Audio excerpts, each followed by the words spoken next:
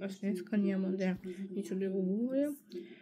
Просто се казва, че не дейте, защото е опасно. Може да се запалиме. Дай си Боже. В Турция, в Гърция, Хисарско, Елин-Пелин, такива неща. Може, че когато има слънце, което е топло времето, което е горещо, който сме 30 и когато има стъкло.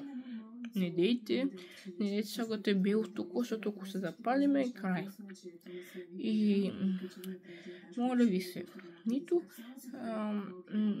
не дейте да си попитате да си спасите града, защото може би да пожелате. Така че не дейте, спайте си ги с огъните. Страшно е. Няма па нещо смешка, защото нещо страшно.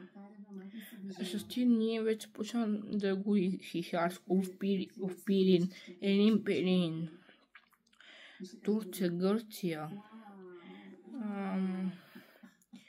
И тия неща другите са запалени, села всичко. Като че не дейте слагате стъклото, бяло, черно, каквото и да е лилаво, стъкло не дейте си слагате пайте и сегички с стъклото, защото страшно е. Така това беше от мен, чао, до скоро и ще видим се. Бай! И които сте от селца, от града, па ще жраме. Там хора, поне ще си...